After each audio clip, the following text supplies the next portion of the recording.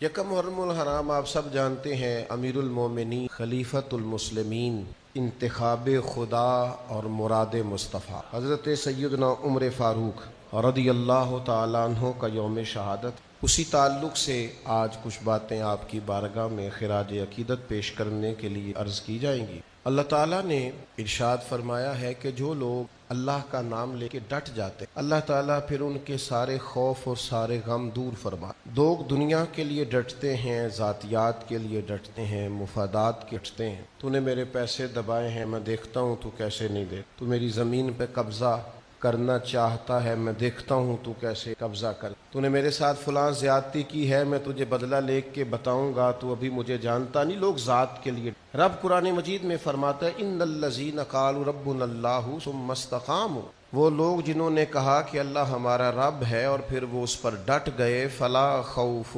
علیہم ولا هم یحزنون، فرمایا انہیں نہ کوئی خوف ہوگا اور نہ وہ غمگین ہوں گے، جو ڈٹ گئے اللہ کا۔ یاد رکھیے گا کہ کچھ لوگ ایسے ہوتے ہیں جن کی طبیعت میں سادگی ہوتی، جن لوگوں کی دنیا داری محدود ہوتی ہے، لالچ تھوڑا ہوتا ہے، ہرس سے دور ہوتے ہیں، ہوس سے دور، مطمع نظر دنیا داری نہیں ہوتا، وہ لوگ مضبوط ہوتے ہیں۔ جو لوگ اپنے مفادات کی جنگ لڑتے ہیں، اپنے لیے سوچتے ہیں، آہستہ آہستہ وہ کمزور ہونے لگ جاتے ہیں۔ بہت سے مقامات پر انہیں خود محسوس ہوتا ہے کہ میری گفتگو پھیکی سی ہے، اس میں کوئی وزن نہیں ہے، کیونکہ میں خود اس پر عمل پا رہا۔ تو توانا اور طاقتور وہ لوگ ہوتے ہیں جو بے لوث ہوتے ہیں، خدمت کا مزاج رکھتے ہیں، محنت کا جذبہ رکھتے ہیں، جد و جہد جن طبیعت ہوتی ہے، دنیاوی خوشامد سے کوسوں دور ہوتے ہیں، وہ لوگ ذرا صحیح معنوں میں آگے بڑھ جاتے ہیں۔ اور پھر دنیا کی لذات جن لوگوں کو نہیں نہ لگتی، وہ لوگ بھی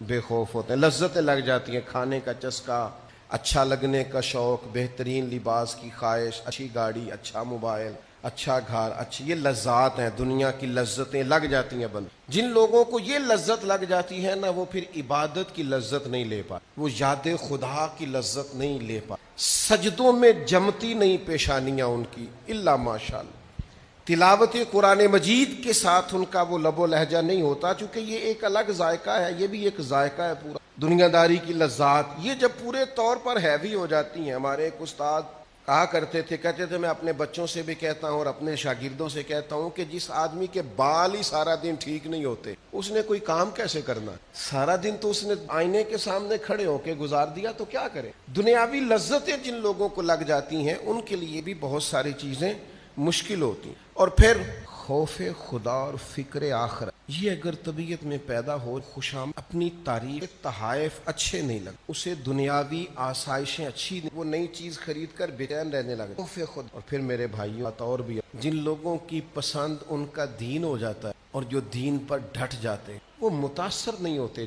ان کو کسی ملک کا بہت ترقی یافتہ ہونا اور کسی کا بہت آسانیوں میں ہونا اور بہت سہولیات میں ہونا انہیں محبوب نہیں ہوتا۔ مجھ سے ایک دوست نے ایک دفعہ پوچھا تھا کہ آپ نے کبھی کسی شخص کو معراج پر بھی سمجھا ہے کہ وہ بندہ معراج پا گیا ہے؟ تو میں نے ان سے کہا، میں چھوٹا آدمی ہوں، کو بڑی بات تو نہیں سکتا، لیکن میری نظر میں معراج یہ ہے کہ حالات اگرچہ بڑے خراب تھے، دشمن اگر سے لگا ہوا تھا، چاروں جانب فوجیں چڑھی ہوئی تھی، مسلمانوں پر بظاہر مکے کی فضا کو تنگ کر دیا گیا تھا، لیکن اس سارے ماحول میں ایک آدمی معراج پا گیا، حضرت صدیق اکبر۔ ادھر ادھر دائیں بائیں کافر تھے، لوگوں کا خیال یہ تھا کہ شاید انہوں نے ساری چیزیں تنگ کر دی ہیں، حالات کو کٹھن کر دیا ہے، لیکن جناب صدیق اکبر کی معراج یہ تھی کہ ان کے پاس اور کوئی نہ تھا، وہ غار میں اکیلے تھے اور گود میں محبوب کا سر نور رکھے ہوئے تھے، اور بٹھا کر اپنے محبوب کو اپنے پہلو میں، جو لوگ کچھ نہیں نہ کرتے وہ بھی کمال کرتے ہیں۔ یہ معراج ہے، معراج پر تو یاد رکھیے گا اور سمجھ لیجئے گا، دین پر ڈٹ جانا۔ میں نے بڑے بڑے لوگوں کو ہر مہینے بھی جن کے گھر میں محفل ہوتی ہے اور ہر ہفتے بھی جن کے ہاں ختمات شریف پڑھے جاتے ہیں، ان سے بھی کہا جائے نا کہ آج آپ کے بچے کا ولیمہ ہے تو ایک تلاوت نہ ہو جائے، ایک نعت نہ ہو جائے، انہیں شرم آ رہی ہو، ولیمے میں نعت۔ اب یہاں دین کی بات، لوگ مذہب پر عمل کرتے ہوئے اور مذہب کا اظہار کرتے ہوئے اور اپنے آپ کی نسبت مذہب کے ساتھ کرتے ہوئے ہچکچاتے ہیں۔ مجھ سے میرے ایک دوست نے مشورہ مانگا، اس نے کہا کہ حضرت وہ دینی آدمی ہے، اللہ نے توفیق دی ہے، خدمت کرتے ہیں، کہتے ہیں مجھے ایک بڑی جگہ دعوت دی جا رہی ہے جہاں بڑے دنیاوی طور پر لوگ آئیں گے، تو میں چلا جاؤں؟ میں نے کہا ضرور جائیے۔ وہ کہنے لگے کہ اکثر ڈر سا آتا ہے بندہ دنیا دار نہ ہو جائے۔ میں نے کہا آپ کو دنیا دار سمجھ کے بلایا ہی نہیں جا رہا، آپ کا تو امامہ دیکھ کے آپ کو دعوت مل، آپ کا دینی تعارف دیکھ کے، ہاں وہاں جا کے آپ کو دیندار سمجھ کے بلایا ہے تو آپ نے دنیا داروں کے بیچ بیٹھ کر بھی دیندار ہی رہنا، چونکہ آپ کی عزت، آپ کا وقار، آپ کی عظمت مذہب کی بنیاد پر۔ وہاں جا کر آپ کوئی ایسا سٹائل اختیار نہ کریں جس سے آپ کی دینی نسبت کو ٹھیس پہنچے۔ نبی پاک صلی اللہ تعالی علیہ وسلم نے ارشاد فرمایا، مسند امام احمد میں صحیح سند سے روایت موجود ہے، حضور فرماتے ہیں میری امت میں دین میں سب سے زیادہ سختی کے ساتھ عمل کرنے والے، خود عمل کرنے والے، میری امت میں دین پر سب سے زیادہ سختی کے ساتھ عمل کرنے والے کا نام عمر ابن خطاب ہے۔ ایسا نہیں کہ وہ سختی سے عمل کرواتے ہیں، یہ نہیں فرمایا، عمل کرنے والے۔ ہم بھی کرتے ہیں پر ہمارے ہاں کچھ لوگ دین پر سختی سے عمل کرواتے ہیں، ان کے پاس چونکہ ممبر ہوتا ہے، مائک ہوتا ہے، تو وہ سختی اور شدت کے بھی جملے بولیں تو چونکہ اب وہ بیٹھے ہی گفتگو کے لیے تو کہہ سکتے ہیں، سر تسلیم خم ہے جو مزاج یار میں آئے۔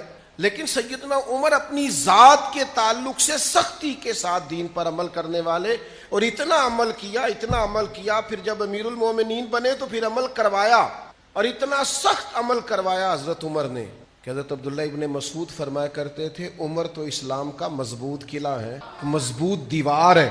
حضرت عمر صحابہ کے بیچ بیٹھے تھے، فرمایا تم بھی ان فتنوں کے بارے میں جانتے ہو جو نبی کریم نے بیان فرمائے؟ تو کہنے لگے ہاں۔ حضرت حذیفہ رضی اللہ تعالیٰ عنہ اور چند اور صحابہ بھی حاضر تھے، عرض کی امیر المومنین جانتے ہیں، نبی پاک نے فرمایا مال فتنہ ہے، اولاد فتنہ ہے، تمہارا ہمسایہ پڑوسی تمہارے لیے آزمائش ہے، اور اس کی نجات یہ ہے کہ تم نماز پڑھو، صدقہ دو، نیکی کا حکم دو، برائی سے منع کرو، ان فتنوں سے بچ جاؤ گے۔ نماز پڑھ کے، صدقہ کر کے، نیکی کا حکم دے کے، مال کے فتنے سے، اولاد کے فتنے سے، ہمسائے کی آزمائش سے بچ جاؤ۔ حضرت عمر کہنے لگے میں اس فتنے کی بات نہیں کر رہا، میں اور فتنے کی بات کر رہا ہوں جو دین کے معاملے میں آئے گا۔ تو حذیفہ کہنے لگے اے عمر میں اس فتنے کے بارے میں جانتا ہوں، لیکن ایک دروازہ ہے اس فتنے کا جس دروازے نے اس فتنے کو روکا ہوا ہے۔ تو حضرت عمر فوراً بولے، فرمانے لگے پھر یہ بتاؤ کہ وہ دروازہ کھولا جائے گا کہ توڑا جائے گا؟ حضرت حذیفہ کہنے لگے توڑا جائے، ٹوٹ گیا تو کا دروازہ کھول جائے۔ قانون قدرت یہ ہے، فیصلہ ہی یہی ہے، تقدیر ہی یہی کہ وہ دروازہ ٹوٹ جائے، بند نہیں ہوگا، پھر فتنے تیزی سے باہر نکلیں۔ مجلس برخاست ہو گئی، جناب عمر گھر تشریف لے گئے، لوگوں نے حضرت حذیفہ کو پکڑ لیا، بخاری میں موجود ہے کہ حذیفہ وہ کون سا فتنہ ہے، وہ کون سا دروازہ ہے جو فتنوں کے رستے میں دیوار بنا ہوا، اور پھر یہ کہ کھولا نہیں جائے گا اور توڑ دیا جائے گا، اور پھر یہ کہ ایسا ٹوٹے گا کہ فتنے باہر آ جائیں گے۔ تو حضرت حذیفہ چپ کر گئے اور سختے کے بعد کہنے لگے وہ فتنے ہیں جو اسلام کی طرف آئیں گے، مسلمانوں میں پھیلیں گے، اور دروازے کا نام عمر ابن خطاب ہے، اور فرمایا یہ دروازہ کھولا نہیں جائے گا، توڑ دیا، عمر شہید کر دی۔ دوستو حضرت عمر کو اللہ تعالیٰ نے وہ شان دی کہ ایک مضبوط مزاج، ایک مضبوط قلعہ۔ بہت پیار کریں اپنے، قرآن مجید نے کہیں بچوں سے پیار کرنے کا کہا نہیں، بلکہ اگر میں کہوں کہ قرآن مجید نے تو تھوڑا کم کرنے کا کہا ہے، کیونکہ بچوں سے تو فطرتی پیار ہوتا ہے، دولت کو اور اولاد کو فتنہ اور آزمائش کہا ہے، تھوڑا کم کرنے کا کہا ہے۔ ضرور پیار کریں اپنی اولاد سے، ضرور پیار کریں اپنے دوستوں سے، لیکن اس چکر سے باہر نکل آئیں کہ میں اگر یہاں سختی کروں گا تو فلاں میرے خلاف ہو جائے گا، تو ہو جائے، آپ تو انہیں دوائی تک نہیں کھلا سکیں گے، یہ تو بیمار کے بیمار رہ جائیں گے اگر آپ نے سختی نہ کی۔ یہ گڈ بک میں آنا چھوڑ دیں کہ میرے دوست بھی مجھے اچھا کہیں، فلانا مجھ سے نہ بگڑ جائے، فلانا مجھ بگڑ جائے جس نے بگڑنا ہے۔ سیدنا عمر رضی اللہ تعالیٰ عنہ کا یہ مزاج تھا، کبھی بندوں کی پرواہ نہیں کی، بندے کیا کہتے ہیں، کسی کو آنا ہے تو بسم اللہ، نہیں آنا تو الحمدللہ، لیکن انہوں نے زندگی بھر اگر پرواہ کی ہے تو یا اللہ کی ہے یا اللہ کے رسول کی۔ ہم نہ اپنے آپ کو کسی قسم کے کٹہرے میں نہیں لانا چاہتے، مجھے کوئی برا نہ کہے، او بھائی کہہ لے جس نے کہنا ہے، ایک دفعہ نہیں 100 دفعہ کہے، 1000 دفعہ کہے، 100 بسم اللہ کہے، لیکن آپ اصول پر کھڑے رہیں، آپ مضبوط بات کریں، آپ طاقتور بنیں۔ آپ کی طبیعت، حضرت عمر کا درہ تھا، وہ لٹکا کرتا تھا اور پورے جوش و خروش سے لٹکتا تھا۔ حضرت عمر کو استفسار کی عادت تھی، وہ سوال پوچھتے تھے، کہاں تھے تم، کیوں نہیں یہ کام کیا؟ یہ جو مزاج ہے نا جی، فلانا بڑا درویش ہے، کسی کو کچھ نہیں کہتا، غلط کرتا ہے، نقصان اٹھائے گا، کیوں نہیں کہتا کسی کو کچھ؟ کہنا چاہیے جہاں کوئی غلطی کرے۔ حضرت عثمان غنی تو مسجد میں ایک صحابی جمعے میں دیر سے آئے، فرمایا آپ کہاں تھے؟ انہوں نے کہا میں لیٹ ہو گیا تھا اور فلاں کام کر رہا تھا۔ میں وقت پہ آیا کرو، جمعے کا دن ہے، آپ کو پتہ نہیں اذان ہو جائے تو سارے کام چھوڑ دینے چاہیے۔ انہوں نے کہا جی میں لیٹ ہو گیا، پھر میں وضو کرتے کرتے 5 منٹ اور ہو گئے۔ فرمایا تم وضو کر کے جمعہ پڑھنے آئے ہو، حالانکہ نبی پاک نے غسل کرنے کا فرمایا ہے۔ آئندہ جلدی بھی آنا اور غسل کر کے یہاں تک باریک، اور وہ ڈانٹ دیتے تھے، ان کو کہنا آتا تھا۔ لیکن یہاں ایک طبیعت عجیب ہے لوگوں کی، لوگ سمجھتے ہیں ہو میں بات کروں گا تو فلانا کیا سوچے گا۔ وہ سوچ لے، اس نے جو سوچنا ہے اسے کو سوچے، تھوڑا نہیں زیادہ سوچے، اور جھجک کے نہیں کھل کے سوچے۔ لیکن آپ کی جو ذمہ داری ہے آپ اس ذمہ داری کو سمجھیں۔ سیدنا فاروق اعظم رضی اللہ تعالیٰ عنہ گورنر بناتے تھے، پھر ان کا حساب کرتے تھے۔ ایک گورنر کے بارے میں پتا چلا ریشم کا لباس پہنتا ہے، بہت آسانی میں ہے، بہت موج کرتا ہے، کیا بات ہے، کھا رہا ہے، پی رہا ہے، لگا رہا ہے۔ عمر نے بلا کے فرمایا اس کے کپڑے اتروا کے نا اسے ٹاٹ کا لباس پہناؤ، اور آج کے بعد یہ گورنری نہیں کرے گا، یہ مال غنیمت کے اونٹ چرایا کرے۔ ایک وزیر کو لگائیں پاکستان میں آپ اونٹ چرانے کے لیے، صرف ایک کو۔ حضرت عمر کی ایک اس مرد خدا مست کی ایک بات پر عمل کرو، ایک وزیر کو اونٹ چرانے پہ لگاؤ۔ لیکن تم نے تو مذاق بنایا ہوا ہے، تمہیں پتہ ہے ہم نے نکالا تو دوسری سیاسی جماعت میں چلا جائے گا، تم تو ڈرتے ہو، تمہیں تو ایسے لوگ چاہیے جن کے ووٹ زیادہ ہیں۔ تو جناب فاروق اعظم رضی اللہ تعالیٰ عنہ کسی ملامت کرنے والے کی ملامت کی پرواہ نہیں کرتے، دو ٹوک بات، مضبوط بات۔ آپ تو خوشامد کو سخت ناپسند کرتے تھے۔ ایک شخص نے آپ کی تعریف کی تو فرمانے لگے میرے پاس مٹی ہوتی تیرے منہ میں ڈال دیتا، میری کیوں تعریف کر رہا ہے؟ یہاں تو آپ پیروں کے پاس چلے جائیں، انہوں نے خوشامدی خلیفے رکھے ہوئے، کہتے ہیں قبلہ عالم فلانا ٹینگڑا، اور یہ خود پاس بیٹھ کے من قال انا عالم فہو جاہل، حضور نے فرمایا جو اپنے منہ سے کہے میں عالم ہوں وہی تو جاہل ہوتا ہے۔ آپ خود سے تعریفیں سن رہے ہیں اور آپ کا دعویٰ فقیری کا ہے، ہٹو بچوں کی داستانیں، اور آپ کا دعویٰ فقر کا ہے۔ آپ نے وظیفہ خار، نقیب، خطیب، شاعر، ادیب رکھے ہوئے ہیں تعریفیں کرانے کے لیے، اور پنجابی میں کہہ دوں تو مجھے کہہ لینے دو، آپ نے سیپی رکھے ہوئے ہیں، سیپی جو آپ سے کھاتے ہیں اور آپ کے گن وہ آپ سے کھاتے ہیں لے کے، انہوں نے بلے بلے کیا بات ہے، کیا بات، تعریفیں کرتے ہیں اور بڑے شوق سے بیٹھ کے سن رہے ہوتے ہیں لوگ۔ حضرت عمر کہتے ہیں تیرے منہ میں مٹی ڈالوں گا اگر میری، تو آپ میں جرأت اظہار ہو، آپ بات کہیں۔ اقبال کہتے ہیں اپنے بھی خفا مجھ سے ہیں اور بیگانے بھی ناخوش۔ یہ ذرا لفظوں کی ترتیب دیکھو، اپنے بھی خفا کون ہے؟ اپنے بھی خفا مجھ سے ہیں اور بیگانے بھی ناخوش، کیونکہ میں زہر حالا ال کو کبھی کہہ نہیں سکا کاند، میں کہتا ہوں وہی بات سمجھتا ہوں جسے حق۔ میرے سے ناراض اس لیے ہیں لوگ کہ کہتا ہوں وہی بات سمجھتا ہوں جسے، اور لوگوں کو حق اچھا لگتا، لوگوں کو تعریفیں اچھی لگتی۔ تو یاد رکھیے گا کہ حضرت عمر میں یہ جرأت اظہار تھی، بات کرنا جانتے تھے۔ بصرہ کے گورنر کی شکایت آئی، ایک مجاہد آئے اور آ کے کہا حضور وہ جس شخصیت کو آپ نے بصرہ کا گورنر بنایا مجھے ان سے بڑی شکایت ہے۔ کہا کیوں؟ فرمانے لگے میں پلٹ کر دشمن پر حملہ کرنے کی قوت رکھتا ہوں، ایک طاقتور اور جانباز فوجی ہوں، میں نے بڑی جد و جہد کے ساتھ لڑائی کی ہے، جنگ کی ہے۔ مصنف ابن ابی شیبہ میں حضرت جریر ابن عبداللہ سے یہ روایت موجود، کہنے لگے میں نے بڑی جد و جہد سے لڑائی کی، لیکن آپ کے بصرہ کے گورنر نے ایک تو مجھے مال غنیمت میں سے حصہ پورا نہیں دی جو میرا بنتا تھا، اور پھر یہ کہ جب میں نے مطالبہ کیا تو مجھے 20 کوڑے مارے، میرا سر منڈوا دیا ہے، مجھے تکلیف دی۔ آپ کسی آفیسر کے خلاف بات کر کے، اور ہمارے ملک میں ویسے بھی جو ملازم ہیں وہ ڈیوٹی نہیں کرتے، وہ افسروں کو راضی کرتے، افسر راضی رہیں تو آپ ڈیوٹی کریں چاہے نہ کریں، اور اگر افسر ناراض ہیں تو پھر آپ ڈیوٹی کریں بھی ساری تو پھر بھی آپ ڈیوٹی نہیں کر سکتے، وہ سیٹ پہ قائم۔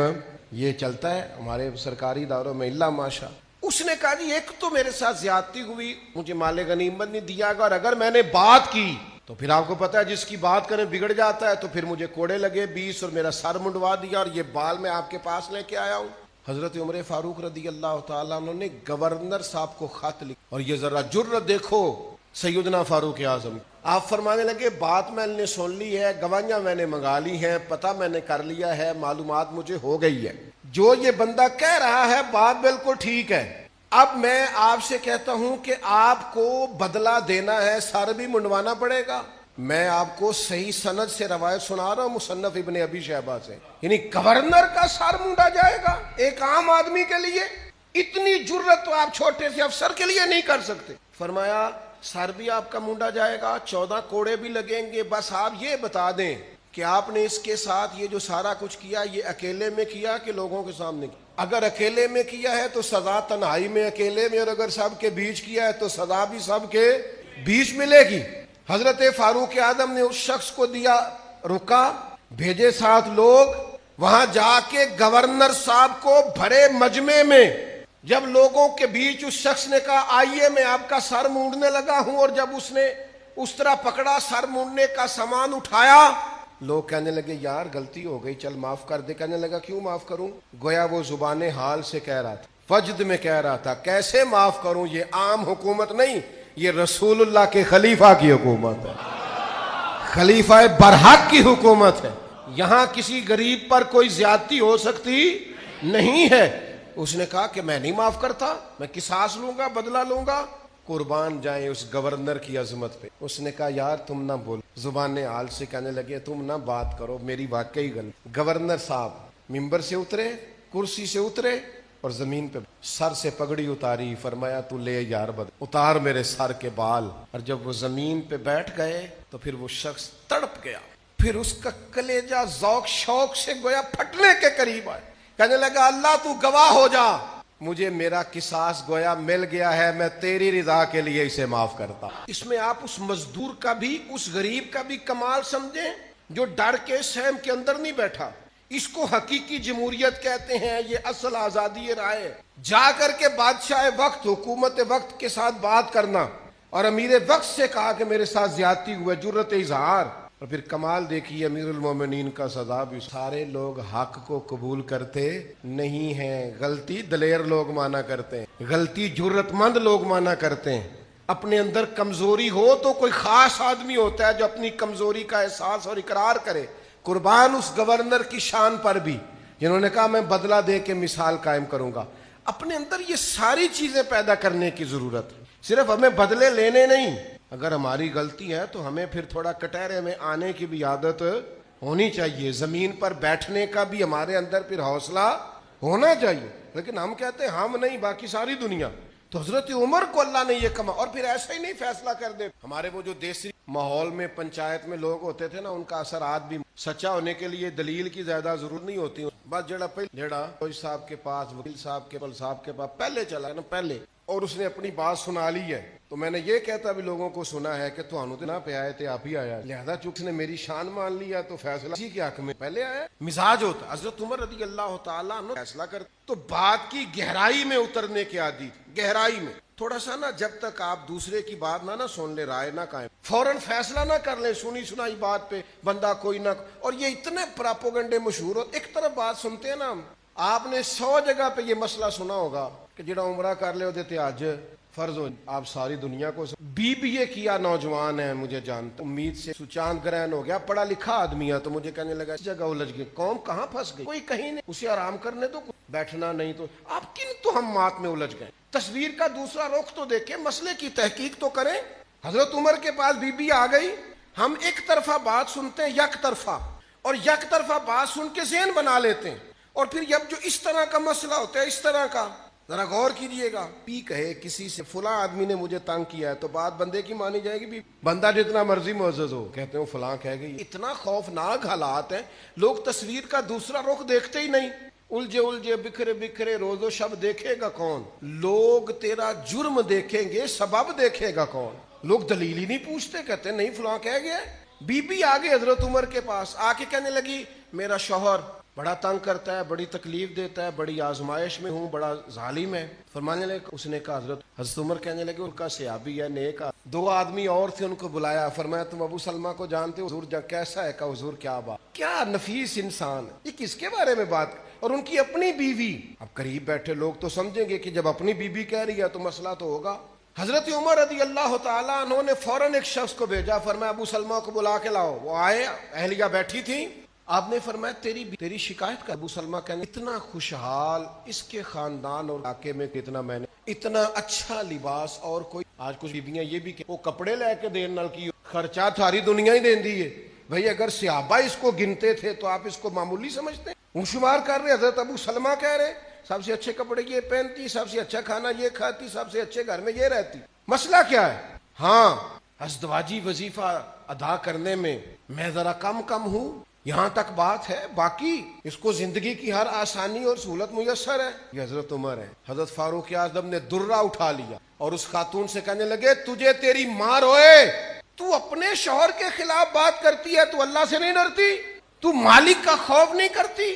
اور اتنے لوگوں کے بیچ آ کے تو نے, ایک وہ شخص ہے جس کے مقدمے پر فوراً جناب عمر نے کہا ہے کہ میں نے تحقیق کی ہے یہی معاملہ, اور یہاں حضرت عمر فاروق رضی اللہ تعالی وہاں بھی تحقیق کر کے بات کی, یہاں بھی تحقیق کر کے فرمایا تو اللہ سے ڈر جا, یہ کام نہ کر. وہ بھی کیا عظمت والی خاتون تھی, کہنے لگی مجھے تنبیہ ہو گئی ہے, آج کے بعد شکایت کا موقع نہیں ملا, میں اپنے شوہر کے معاملے میں ضرور اپنے رب کا خوف کروں. حضرت فاروق اعظم رضی اللہ تعالیٰ عنہ اسلام کا مضبوط قلعہ.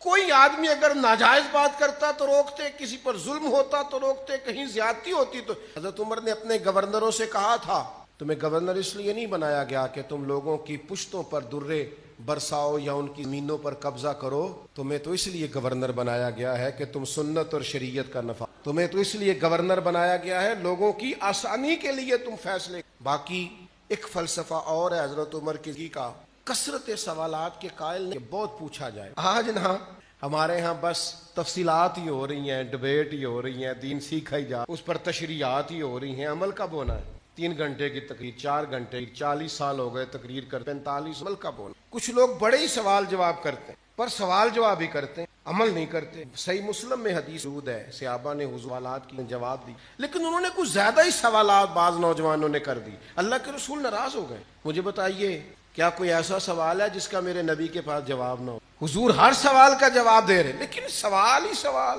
صرف بات ہی بات, مسئلے ہی مسئلے, اور عمل نہیں. تو حضور ناراض ہو گئے, فرمایا پوچھو جو پوچھنا ہے. تو ایک شخص نے کھڑے ہو کے کہا یا رسول اللہ میرا باپ کا. حضور نے فرمایا فلاں تیرا. ایک دوسرے نے کھڑے, یعنی وہ سوال جن کا تعلق علم غیب کے, یہ صحیح مسلم میں موجود, فلاں تیرا باپ ہے, 2 کو بتایا. اب حضرت عمر بھانپ گئے کہ حضور تو ناراض ہو گئے. تو جناب فاروق اعظم حضور کی بارگاہ میں عرض کرنے لگے یا رسول اللہ ہم رب کی بارگاہ میں توبہ کریں, اور ساتھ کہا حضور رضیت باللہ ربا وبالاسلام دینا وبسیدنا و مولانا محمد نبی و رسولا. یا رسول اللہ ہم بڑے راضی ہیں کہ اللہ ہمارا رب ہے, ہم بڑے راضی ہیں کہ اسلام ہمارا دین ہے, ہم بڑے راضی ہیں کہ آپ کو اللہ نے ہمارا نبی اور رسول بنا کے بھیجا ہے. تو اللہ کے محبوب علیہ السلام خوش ہو گئے. یاد رکھیے میرے دوستو, مضبوطی کے ساتھ دین پر عمل کی, مضبوطی کے ساتھ, اور مضبوطی کے ساتھ نفاذ دین کی جد و جہد کی, اور مضبوط اعصاب کے ساتھ اپنی زندگی گزاریے. جو آپ کی ذمہ داریاں ہیں ان کو صحیح طور پر ادا کرنے کی کوشش کی. یہ حضرت عمر کی کا اصول ہے.